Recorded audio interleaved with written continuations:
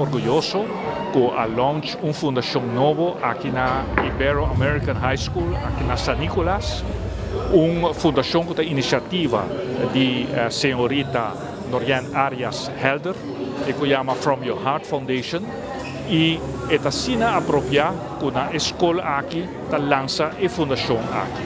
Para sobre nos problemas social, tem a ver com o nosso sistema de ensinança. E a senhorita Helder, que está Miss World, que a representar Aruba no Fórum Internacional, está no mundo de ensinança. Está docente na Universidade de Aruba e está nos maestros que enfrentar o problema social de nossa comunidade. Tem roupa pobreza escondida em nossa comunidade. Tem problema de saúde de nossa comunidade. E a fundação aqui está dirigida a conscientização, motivar nos gente para cuidar da saúde, cuidar do corpo, nos torta templo do Espírito Santo e que nos ajuda outro, cuida outro. E em verdade, bota raia, roupa viaja, pobreza está relatada também na problema de saúde, aunque problema de saúde bota aí em tua idade, bota aí em tua classe social. E esse está importante e ora é para ter tipo de fundação assim aqui para motivar-nos, para nos comer saudável, para nos viver saudável, para nos cuidar e regalo de mais precioso que nós temos de nosso Criador que está nos corpo. Bom, Miss World Aruba está busca escola para pôr na sua motivational speech, para introduzir sua fundação nova. Então, na escola nós temos tópico que se chama mediakunde.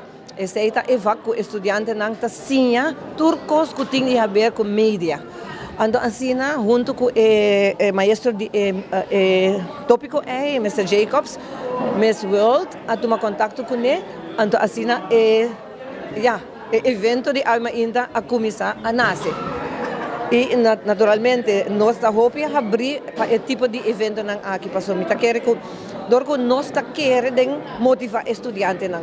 Na nossa escola, nosso diretor está dando uma turma motivational speech. Turma está motivando, explicando para que é importante para estudar, que é para está verwacht, etc. Então, estudantes é algo comum, pero lo que Noraima hace a surpassar tua expectativa. Mi rol como Miss Mundo, obviamente, voy a mirar solamente como una reina de belleza y no, por ejemplo, como un individuo que también pasa en circunstancias de vida, de momentos difíciles y también hopi highs en vida, cosas bonitas que te pasa.